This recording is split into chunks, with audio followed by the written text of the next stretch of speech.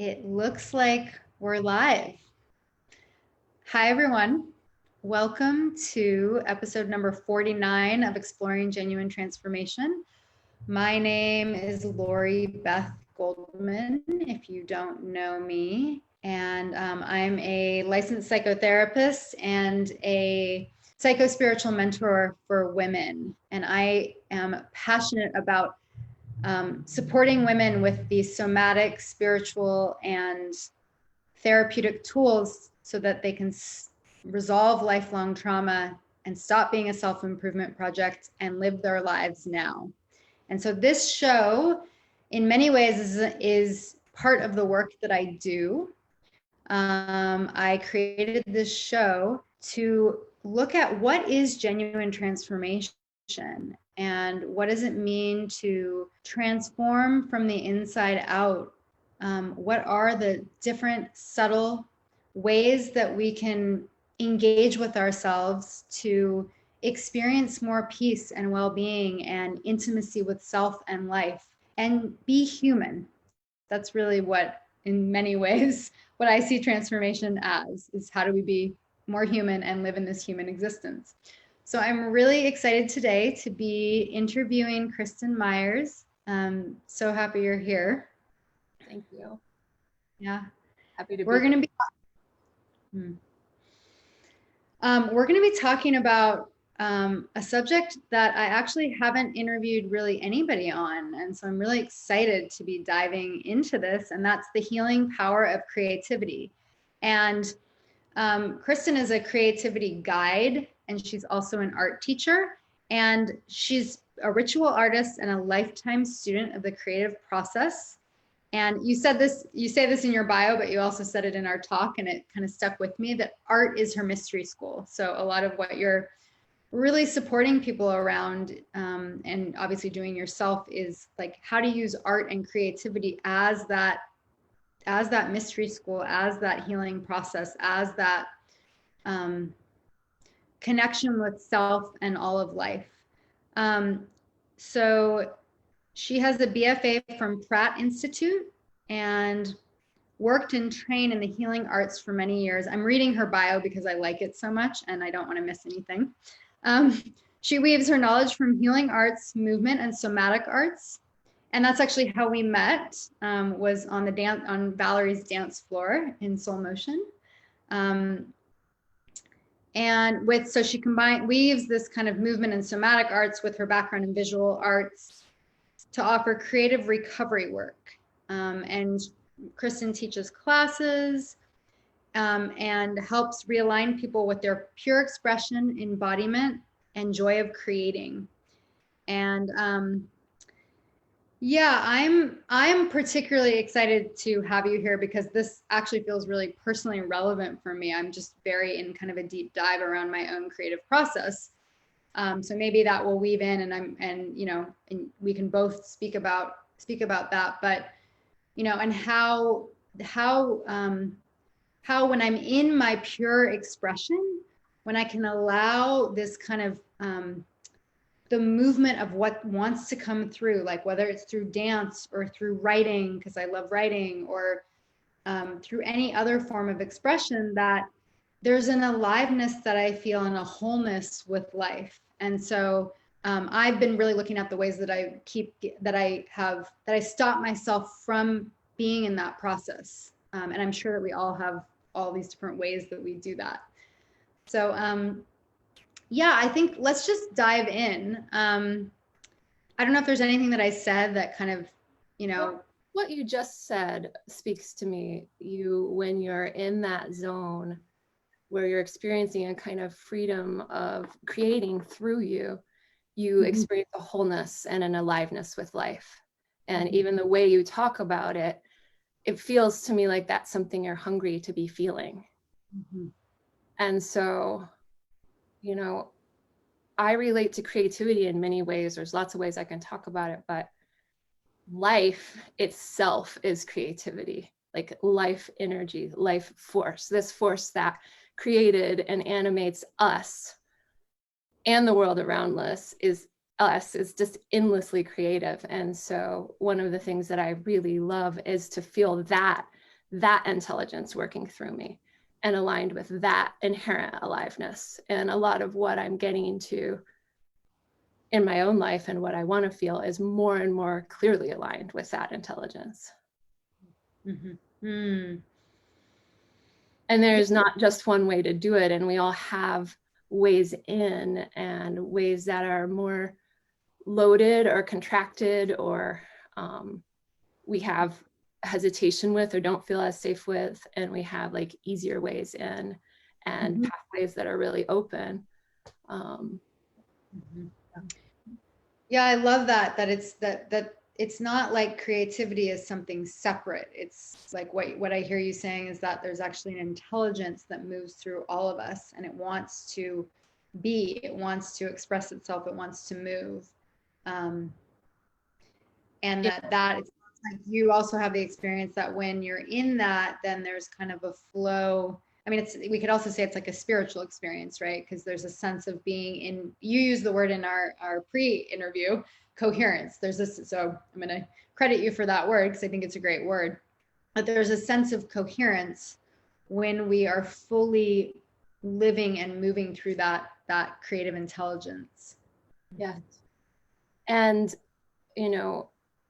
there is also a lot of relating to creativity or to art without coherence. There's a lot of times that I've been trained to harm myself around creativity, or to, work myself to the bone, or, I watch people thinking really harsh thoughts towards themselves. And that is not what I would call the coherence. That's more of a distortion around creativity. So part of that's why I use that word, is because I'm really interested in how opening to this flow inside of us and through us in its truest sense, not that we're always going to be there, can help us get more alive, more fully ourselves, more regulated, more grounded, more sparked, all these different things. But instead of being something that is in any way harming us or taking us into distortion, it's bringing us more coherent. And that's why I call some of the work I do creative recovery work, because some things we're holding need some recovery around them. They need like a little cleanup. Yeah, that's beautiful. Can you give some like a grounded example? I'd love to just hear like a practical example of that. Sure. I had one woman I worked with for a while one-on-one, and every time she would come to, she really wanted to create, but she had been art schooled like myself, and she was holding a lot of inner judgment, pain, a lot of different baggage around creating. And she wanted to have a drawing practice, and every morning when she would go to the page to draw, she would cry. And after like some play and maybe introducing some sounding and some dancing and some different ways into the drawing, she was, by the end of our month together, she was loving it and having so much joy and fun. And I see a lot of adult people in particular, like, it's a pencil and a paper, but they're holding all these things around it that make it seem so scary to pick up a pencil and a paper. That's a lot of bound energy around just this idea of drawing, when one could there's just, there's a lot of holding around these different creative acts. And so we want to, Yeah, and I mean, and I know, so what that makes me think of also, right, is that my guess is that that's how she relates to the rest of her life. And so, but there's some way with these kind of like tangible mediums, right? It's almost like how we do one thing is how we, relate even psychologically or emotionally to it. And so my guess would be that she was relating to that pen and that paper, maybe with, it has to be good, it has to be right, it has to be perfect, whatever that storyline is. And how does that stop her in her life? So I'm really curious, like, if you want to say more about how how the process that you take people through actually can both mirror those dynamics and then also provide healing for them. Sure. Yeah, That's beautiful. It's really like any kind of moving meditation or, you know, point of focus we can use. Creating is such an amazing mirror, and it's all right there. Like how I initiate a project. Do I just throw my materials on the table and start going, or do I like place them down and like actually recognize where the supplies came from? Like how in my body am I? How like rushing to get through it. I've caught myself like rushing many times, and I'm like, why am I rushing while I'm making? I'm like, you know, trying to like get the thing done in time, and it's not. So like every way that we treat ourselves, you know, it gives the body something to do, and it also gives the body an opportunity to show us what it knows. That's another different like stream that I really like about it. But it offers an opening both to show us every way that we're approaching things in the moment and be with it in the moment as we're doing it, and have a place that we can actively shift and make small decisions to shift how we're being with ourselves as we're in motion. Mm-hmm. It's also such a beautiful way to practice being with the unknown and refining our listening and trusting our impulses and getting lost and getting found. And there's so much there, but I use it in particular for myself as far as like how I'm treating myself in relationship to my creating. And it's not like a thing where it's like, well, I got that and figured it out. It's like every time I go to create, I have an opportunity to be more present and more kind. And Mm-hmm. Yeah, you're saying so many important things. I mean, we can go back to what, the first part of that, and then I would love to address, the other things that you said, but, that we get to, what I love about what you're doing, right, is that not only do we see the patterns and then we get to mindfully relate to that with them, but there's a process of,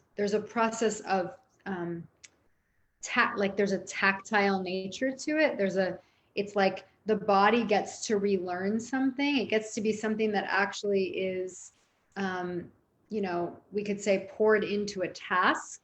But I do think that there's something that is, and you obviously can speak more to this than me, that is so powerful about, both about, I mean, because I do this in my work, right, like doing new movements with the body. I think that's one thing, but also to be able to, be using your hands, be using like your full senses, and then rewiring a pattern that way. Obviously versus them thinking about it in your mind, or even versus something that, you know, like I'm thinking of a client who is working on new patterns around being able to do his schoolwork, but he also doesn't even like half of his schoolwork, right? So it's a more complicated, I mean, not that, but I mean, I guess you could relate it to that. But I'm just thinking that it feels like there's something that's very poignant about like using these tactile mediums that can provide even more healing. I think that's what I'm trying to say. Yeah. absolutely. And if we're doing it, say, intentionally, like I work in a lot of different mediums. So my clay work, I could say different things about than the drawing work. But when we are working with intention with ourselves and then creating something at the same time, and creativity is broad. I play with songs and sound and movement too, but I'm going to speak more specifically about making things or drawing in this moment. When we are practicing in that way, then we also come out with a relic of that experience. We come out with a picture or a piece, and then we can also use that as a touchstone for the work that we're doing, or to remind, if we're working specifically with like making our own healing symbols or things. I work with people with mandalas some, or channeling their deeper knowing through the picture plane. And we then have a space for, not only we're working on the level of our own body and rewiring how we approach things and how we are in time and space with our materials, but we're also opening a portal, so to speak, for a deeper connection with other aspects of ourself, through the picture itself. Beautiful. Yeah. So there's the tangible nature, like I'm talking about, and then there's the what actually gets created, and that something got created out of it, which is obvious. And then there's also what you're saying, which it's the symbol of something new, we could say. I mean, that's also right. It's a symbol of that process, and which I imagine also can feel really healing for people. Totally. And I didn't say this in the interview, but it's a part of my creative journey. For highly sensitive folks, which I certainly am one, in a world that's incredibly stimulating, it can be very useful to have opportunities to create something tangible that's coming from our inside to the outside. It's almost like I think about it as my kind of stemming, like how sometimes I need to like make a sound with my voice to actually feel my own resonance. And so there's also this aspect of it of like creating pieces or just creating things that help us know more about what's happening inside us rather than always taking in just the world around us. Mm-hmm. Beautiful. I love that so much. I mean, I also am a highly sensitive person, and I work with people, and something about, I had the chills when you said the like bringing the inner kind of outer. And also I think, I mean, I think about this a lot because I think that our overemphasis on technology has really, I mean, to me, doing like working with our hands with these mediums is like the opposite of that. It's healing that kind of disconnect, or that kind of like going into a, sort of dissociative process, lack of focus, like feeling disconnected. Because I think that is essentially what happens when we're on screens for too long. So I love that you said that, because it just gave me that kind of visceral feeling of like, I know what it's like to, like, as a writer, to write something and have that be flowing out of me. It's like, it's a different kind of, and I like doing it on like with pen on the page, right? It's a different, not always, but it's a different kind of process than, right, like doing something that's kind of on a screen. Like there's something that's just very focusing about it, and very like sort of like it kind of, for me, it brings everything in. It's kind of like a meditation. Like it brings everything into a still point as well. Mm-hmm. Yeah, so something about you saying that feels, but then it sounds like there's this other piece that you said before that I'm interested in you going into, which is like we get to see our patterns and kind of rework them. And then you said something about it taking us, I don't know if you used the word taking us on a journey. It was, or trying to think of the words. Was it when I said the body can show us what it knows? Yeah. That there's a process that can unwind and happen through, it sounds like, through the body and through the creative process. So I'd love to hear about that more.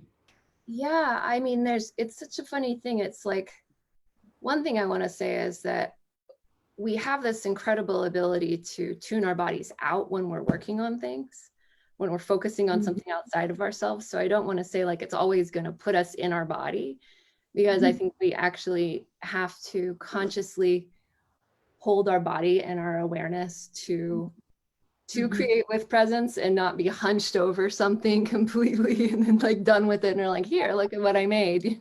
It's like, so that's part of my interest is including the body more and more, and how it is that, our body is where we receive our impulses. Our body is where we somehow know what to do next, or we get a feeling. And so when I work with people and when I work with myself, I really like to use the voice and movement. And it's like my students sometimes probably think I'm a little strange because of what I ask them to do sometimes, because it's a drawing class, in the drawing class, but we want the body to be open and like alive to our impulses and sensations. And we want to keep it that way while we're creating.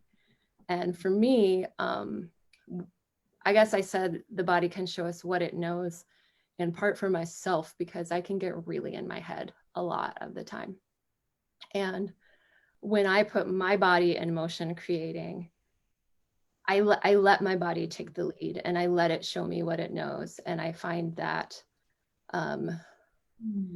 much more interesting and engaging than this space of trying to execute something. I think there's room for both. Like, I tend to really like creating with a very receptive state, and I really trust my body, and I have to engage in ways where I give it an opportunity to have more volume than my head does. And so what else do I want to say about that?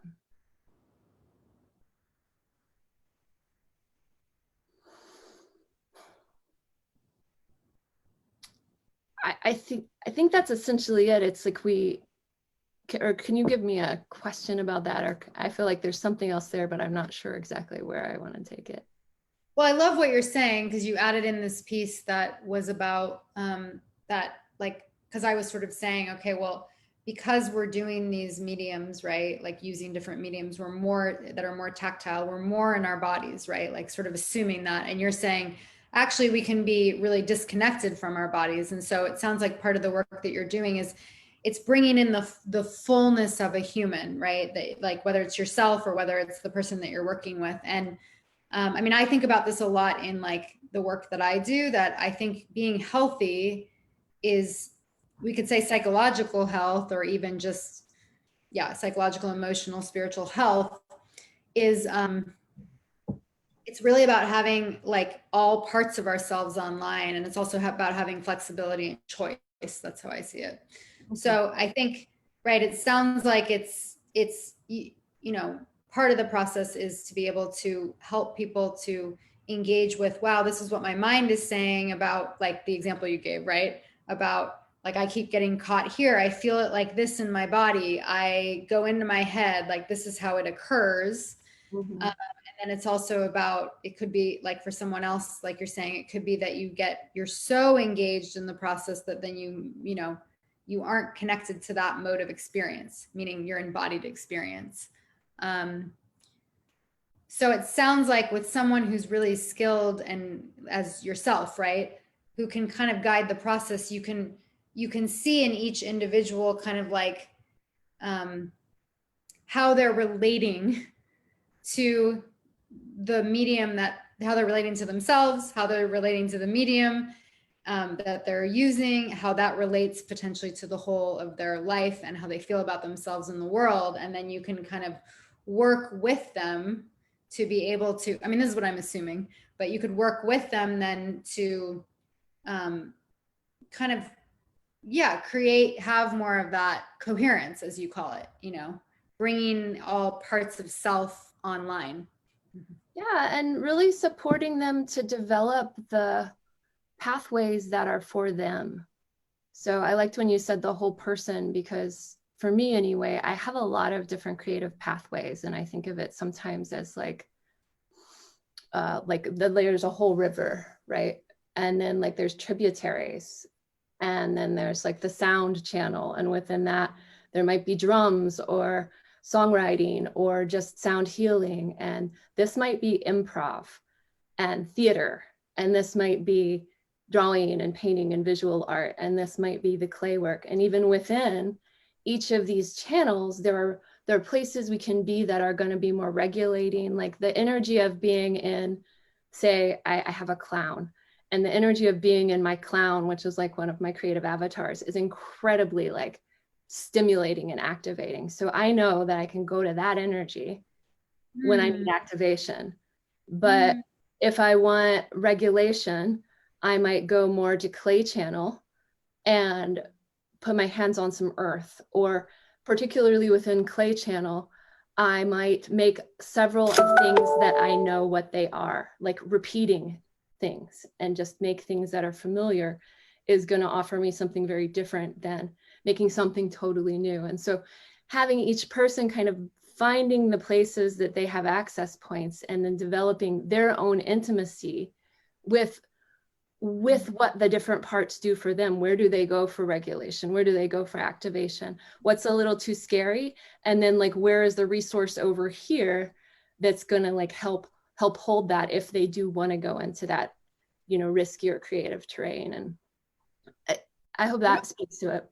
Oh, that's beautiful. I love that you brought that in. I mean, you like, I was more saying it right, like different kind of parts of self, and you brought it way down to earth in the sense of, I mean, also an example, but how, and what I'm thinking is like how important and necessary this is during this particular time right now, where there's so much fear that people are experiencing, so much isolation, you know, so much unknown that, and you know, and I've seen it a ton in my work with people, that everybody's having to really confront their own kind of demons or their own places that they haven't, you know, that haven't been challenged right before. And so it also feels like what you're saying is like, or at least, yeah, that here's like the purpose of, one of the purposes of working with different mediums and also developing your creative processes, that you actually, it's a way of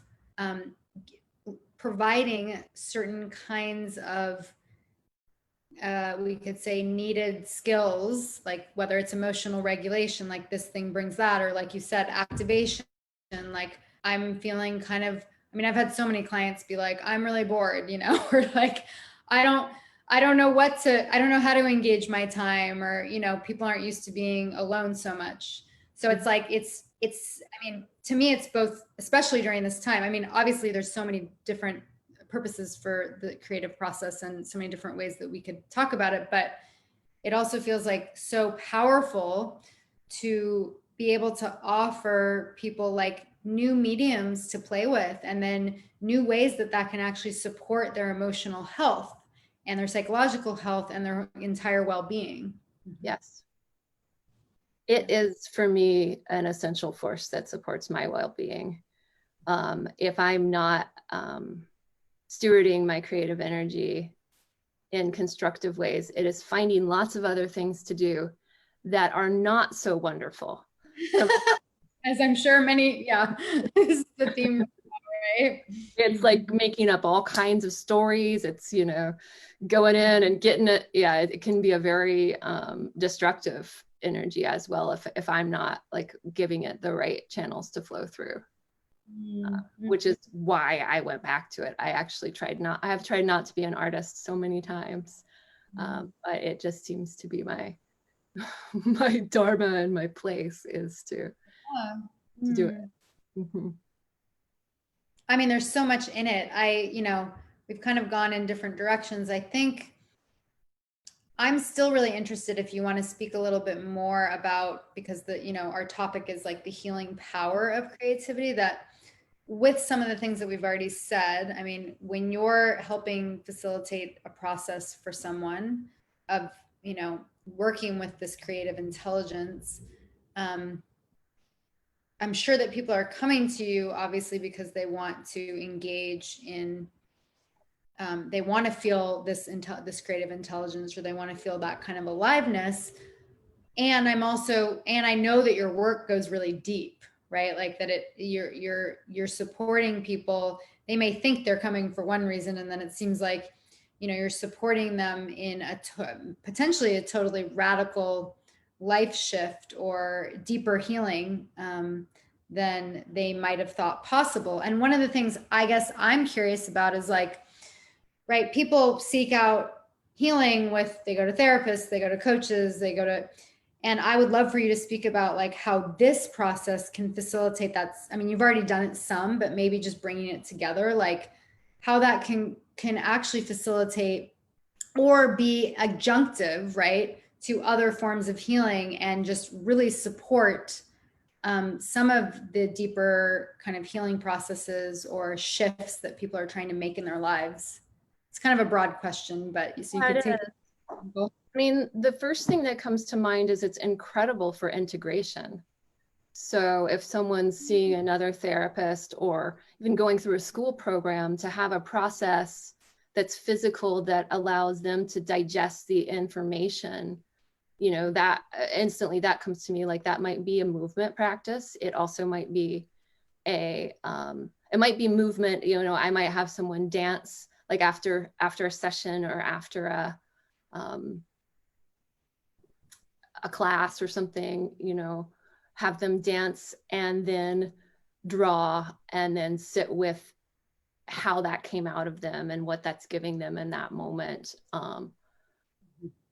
I actually really like to work with movement or sound with a visual process at the same, kind of go back and forth, because I feel like that actually helps break up some of the habituated patterning we hold. I haven't really mentioned much of like play and pattern disruption, but I think that's a really important component of the work, is that in playing with creativity, we can get at things that are like pretty fixed. And it doesn't have to be so hard. It doesn't have to be like super the most dark of the dark, but we can still play with the pattern. And like I do a warm-up with I've been playing with these different warm-ups with my intuitive drawing students, and we'll have them draw ugly, or have them draw amazing, or have them draw hilarious, and have them draw a country song, like, but as the voice of these things, and switching up these different associations. I kind of want to play with these different things more and more, where their voice is involved and they're saying like, no, no, no, no, no, yes, yes, yes, yes, yes, I hate it, I love it, I hate it, I love it. And like how it is that we can play with these parts of ourselves while we're moving the body, kind of get into aspects of our neurology and what we're holding around it, and then just loosen some stuff up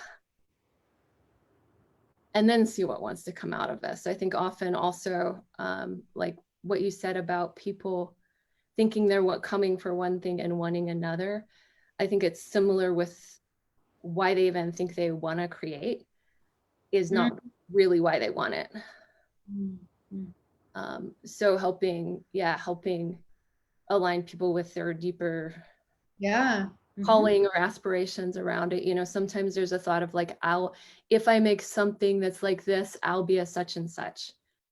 And but really, what do I get if I'm the such and such, Well, it's another example of revealing patterns. And I think that's what I don't know, that keeps sparking my interest, right? Because it's the same process of any kind of transformation or any kind of shift that we're trying to make, right? Like we may be in a pattern that actually is not allowing, if we're just thinking about the creative intelligence of the universe as being this life force that moves through us, it's shutting down that life force, right? Like if I start to engage with something from a space of perfectionism, then there's usually, right, there's not a sense of like flow and, oh, this feels really good and I feel kind of coherent. And I mean, I personally think like when you talked about play and disrupting patterns, I mean, I just think there's so much. The reason that it excites me is there's so much in this creative process that, in my opinion, is the heart of what's healing.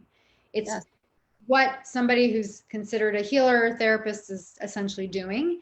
And it's also true that the nervous system, the body repatterns more when we're in curiosity, presence, and play. Like Absolutely. It doesn't rewire so much when we think that like, oh, I have to go deep into this pattern and feel it. And that's an element of it, but actually trauma, like an activated nervous system unwinds when there's like something that there's pleasure, right? Yes. There's also pleasure, there's also play. So, and I personally, like, even if it's not a deep pattern that maybe somebody's I mean, I'm sure people do work on deep patterns with you, but even if it's not, I also think that there's kind of a domino effect. Like we work on one level, right? And it's like, we sort of start to loosen this kind of pattern through play or through sound or through movement. And then that affects, like that creates sort of more space for new neural pathways to develop. And then that creates, that can get at some of the deeper patterns. So, I mean, I just think it's huge. I don't think it's like a small thing. And I do think that there's something about, because I'm always going to be, I mean, even in my own work, like proponent of movement, of play, of, right? Like there's something about, I still want to go back to like the tactile nature. Like There's something about sound, there's something about movement. It's like we're out of our minds, you know, and we're kind of in the fabric of kind of this flowing experience. And then, like you said, we can also get kind of caught there. And I mean, we can also get caught even within that process of not being in that flow. And so even through doing these mediums, so then we have to kind of come back to that. Yeah. Mm-hmm. There were so many things in what you just said that caught my attention. One is like, it's like an uncovering. The work that I do with this is it's like an uncovering. It's like a finding the way to uncover what's the truest about who we are. And so through play, through trying different things, it's really like moving some stuff off of us or out of the way for this real purity to come through us. And what you said about the perfectionism, you know, that's pinching the flow. That's like the contraction that's like pinching the flow. And so, yeah, you can either be like, stop doing that, you know, stop, you're just, why are we always doing this? Or you can be like, I'm going to play with that. And I'm going to be like, I'm going to get it really perfect. Or, you know, there's so many different ways that if you find yourself pinching the flow that you can play with that, or, you know, find different places to support, or find more connection to pleasure or more connection to beauty. You know, it's hard to say like all the ways that I would work with someone around that. I have the perfection thing that comes in. I know it very intimately. But for each of us, there's all these different things that come up that pinch the flow in one way or another. You know, for me, a huge one is like wanting to serve so deeply. And so wanting to do so good, you know, when I go teach, you know, and then I'll be nervous and then I'm not as like landed in myself. And yeah, I really do find like when I'm creating that when I'm in this really sweet space of not really having the agenda, not really trying to make it good, just following what actually seems beautiful and interesting to me, this kind of like neutral space that's not an efforting place. There's action happening.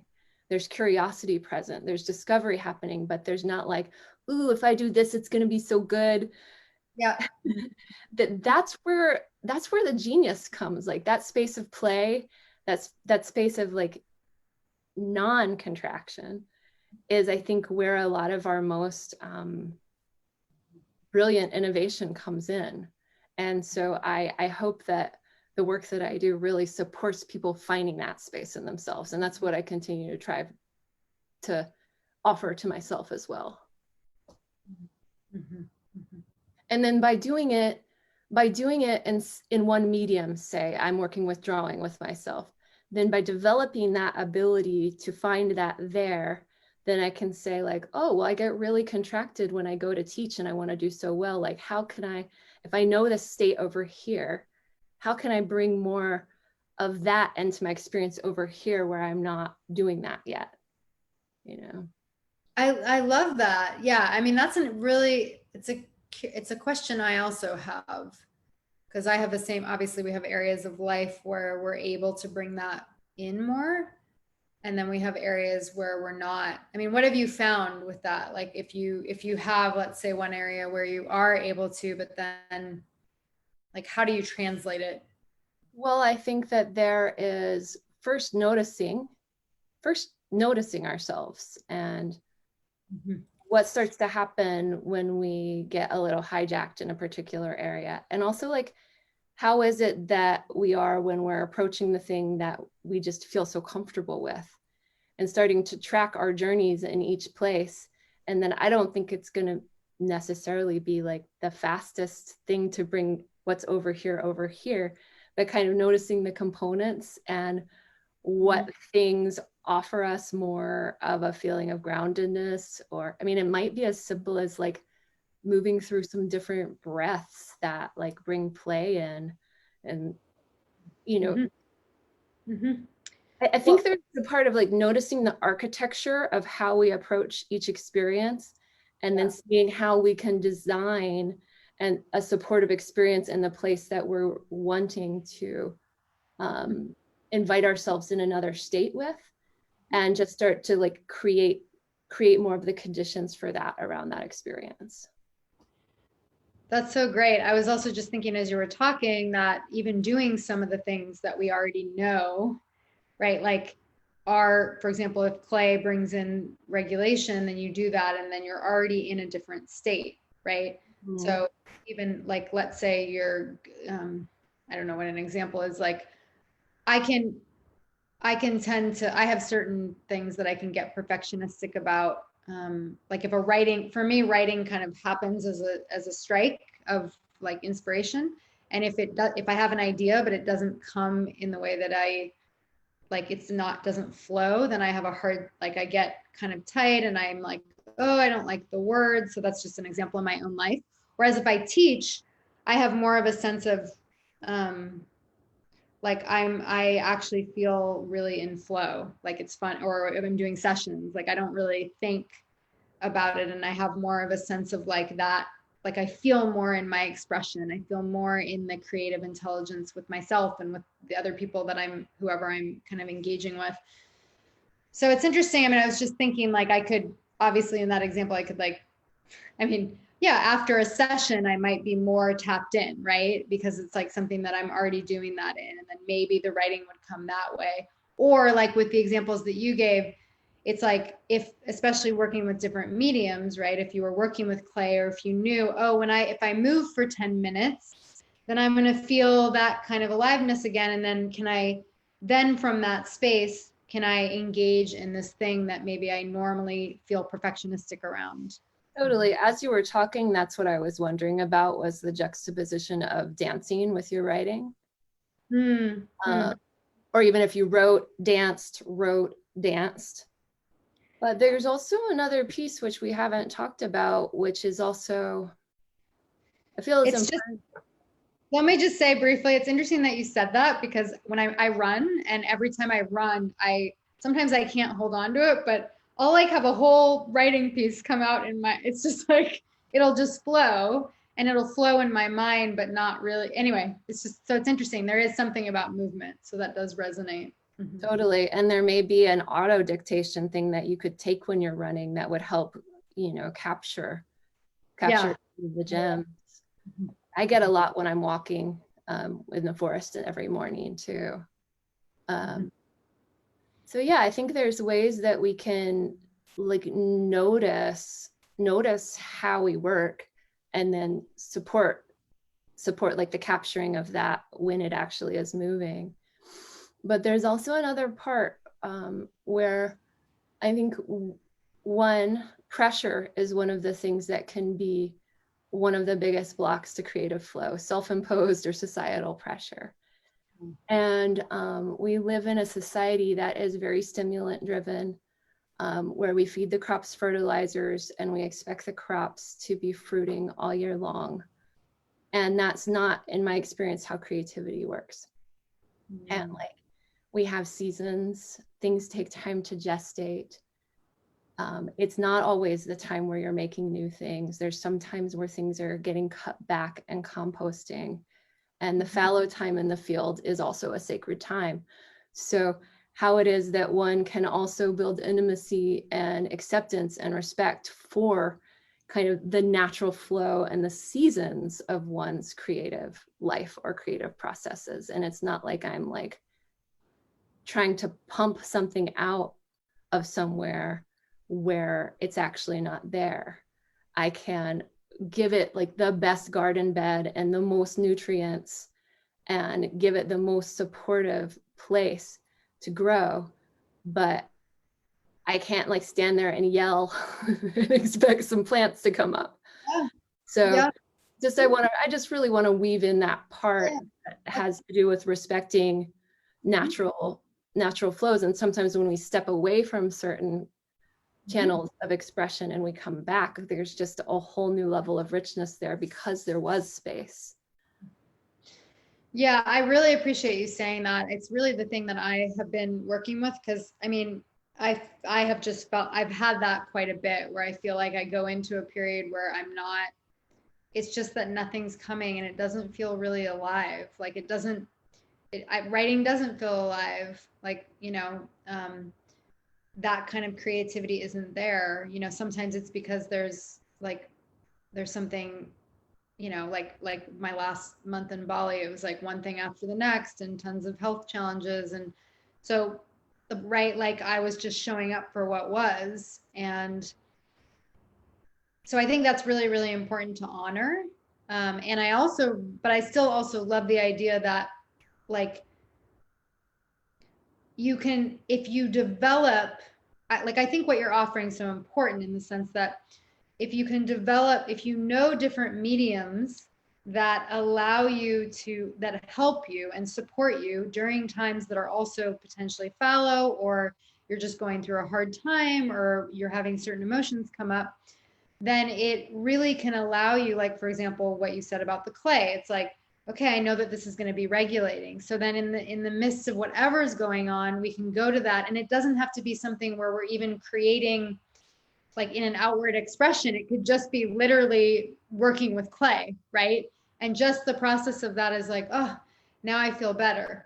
So it feels like it's so multifaceted in that regard, because there's something so, like, I know for me that movement will always help, right? You probably have that too. It's like, it's always going to do, it doesn't mean I'm then going to create this amazing, be in this super creative mode, but it does mean that something in my experience will shift, right, in the moment. And then I have a different relationship to myself in life. And that in and of itself is super important. Yeah, I think of that as a kind of maintenance. Mm. It's like you turn on the faucet in the winter so the pipes don't freeze. And so, I mean, that's in part why I offer the intuitive drawing. There's a lot more there in terms of like my relationship to visual technology and sacred art that I love to offer there. But, for some people, drawing for 20 minutes 3 times a week might be the creative maintenance that they need. Mm-hmm. And it's something you can do. And when we develop some connection to an avenue of expression, whether it's the clay or the drawing or the dance, and we know we're going to come back to it, and we trust our relation, we're showing up for it and just seeing what happens, that also creates a kind of regularity and a release of pressure, because every time I sit down to write for 10 minutes, I don't have to write my dissertation. It can be whatever's there today. And it just has the flow moving. Yeah. Beautiful. Mm-hmm. Yeah. So it's like accessible small points for regular practice is what I find really works for me. And knowing like where your bottom line is and what you need for your own maintenance. And then maybe if you're I just feel that sets a person up for those greater, tsunamis of creativity that come. And even by having a regular practice of some kind, hopefully a little more structure for holding when the massive amounts of energy come through. Yeah, I love that. And I think also, what was I going to say? Like so that, I mean, yes, that totally makes sense to me. I was going to say something else, but, and what I was going to say is that, and I think also we're so conditioned to perform like, oh, this has, like, I even think that that's sort of what happens with my writing. And this is what I've been looking at right now is like, what would it be like for me to have a daily practice that actually has nothing to do with, like, it's not ever going to go anywhere, right? Because I think I probably get stuck because when an idea comes, there's already a sense of wanting to create it into something, right? Wanting it to be something instead of it actually just, I mean, I don't always have that, but it feels like I know that there's something there in what you're talking about. Like, what would it be like to actually just, it's like, it's just part of the like creative maintenance, the creative flow. That's part of my own nourishment and my own regulation and my own kind of practice, like in the same way as meditation for me, that then, sometimes it's something that wants more expression and wants to be put out there. Sometimes it's for me. Sometimes it's, for one other person and me. Sometimes it's, like it's just like drawing, like a little kid drawing on the page, like just like expression. So yeah, For the really, enjoyment of it. yeah. Totally. Yeah, that's so Let me just see what time it is because I don't, yeah. So we beautiful. have Right. like maybe 5 more minutes, and I would love for you, I'm just like really inspired by this work, and I would love for you to share with people also as part of that, of our coming to a closure, what you offer and how people can work with you. And yeah. Should I go there now? If you have something, you can, and if you have something more to say. Okay, yeah, I love what you were just saying. Like, I'd be really curious to hear where that goes for you. And what I was seeing as you were talking about it was that shift from something that is more outer oriented, like it's going to go to the outside, to like something that's a source of nourishment right here. I did this creativity class at the beginning of the year, and it was called Stoking the Sacred Spark. And it's all about like nourishing from here, and how it is that when we're developing a relationship with our creative expression that is nourishing here, then there's a different way that we stoke that spark, and that spark grows into a larger fire that we can share. There's a warmth and a glow of it that we're also receiving. And I see a lot in metaphors, so I know it's a little bit vague, but I don't also say one way or the other is wrong, but I think there's a lot there for developing that relationship that is actual nourishment right here. Yeah, and I don't even know if I think everything's going to go to the outside, but I have such a long standing, I see perfectionism as getting in my way in a lot of ways. Like I have such a, it's like an internalized thing, right? Where it's like, even when I wrote papers in college and grad school, I would like want every sentence to come out perfectly the first time. And I had different ways I worked with that. Sometimes I would just say, okay, it's not coming. And then I would just scribble a bunch of, sentences. But it's an interesting thing because that's right, as an example of what you do, it's an internalized, I have that internalized, right? Also, like, I can tell when you talk about writing, there's something in it you love, and you love getting words in the right place. I do. Yeah, like this, there's like this juice there and this rich enjoyment. So like, I don't know. Yeah. It was interesting when I was traveling through India like many years ago. I actually took it to be a practice where I always wrote, for many years I wrote in a journal, and I would just write my own inner, like it was all about my feelings. I'm very feeling oriented, right? My own inner experience. And I was very curious about what would it be like. And so I took this on as a practice to combine what I was seeing, my inner experience, and sort of like how that, and then the people and the places, right? Like how everything was sort of intertwining. And so I did that as a practice for 4 months, which was actually really fun. And some of it I posted and some of it I didn't. So it was kind of like a lot of it was for me. But that's an example of also taking something on because I wanted to like expand the way I was writing. It wasn't feeling as fulfilling because I was like, oh, I'm kind of bored by my internal world. Like there's a whole engagement, right? With like, not only India, but it happened to be India at the time. There's a whole engagement of like, what is this, what's the juicy flow between inner and outer, and what we see and what we take in with our senses and all of that. So, yeah. What I'd be curious about with you with the writing has to do with like you really receiving the nourishment of it. Like letting yourself have it, like as you're writing and as it's coming through, like really opening some part of yourself to that enjoyment. And like, and then if you're like fighting yourself on a thing, or if it's really edgy in some way, also like finding the places where you're enjoying that. Yeah, that's really cool. Yeah.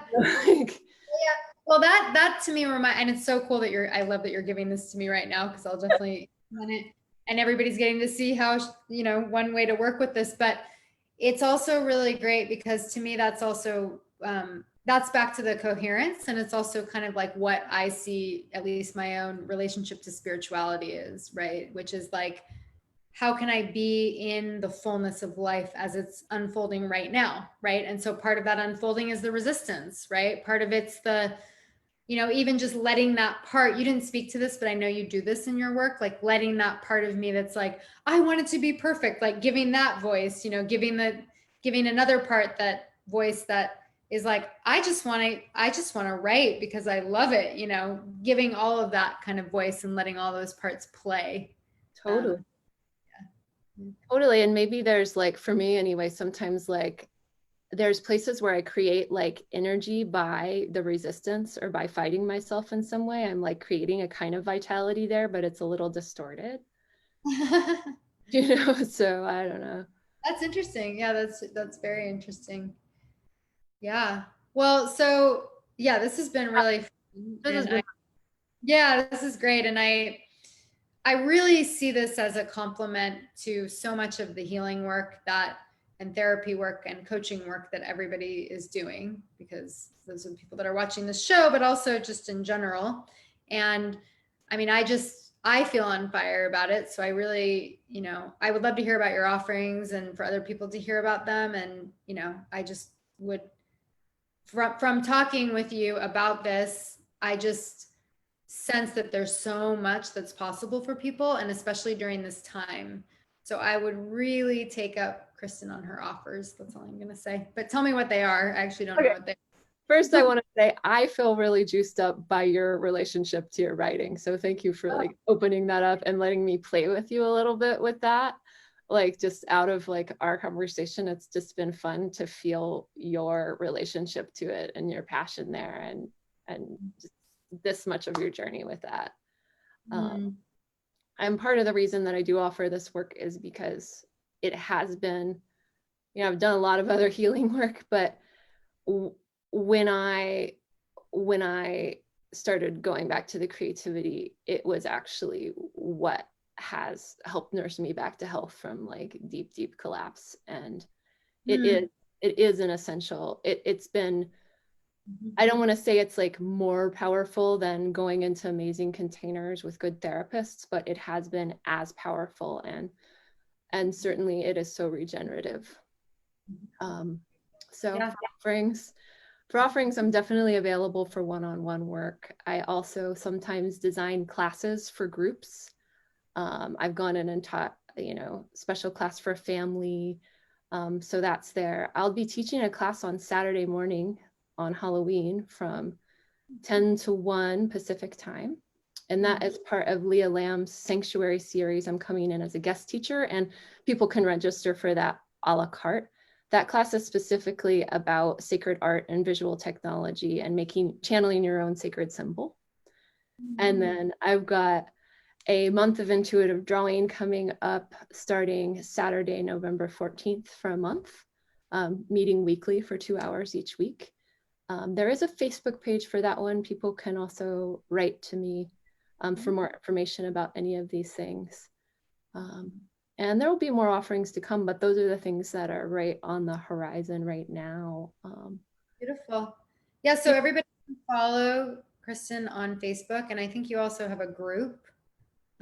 So do you want to say what that is? Well, I have a page that has, I post pretty much everything on my personal page, but I also have a Kristen Myers Arts and Creativity page. Okay. And so you do.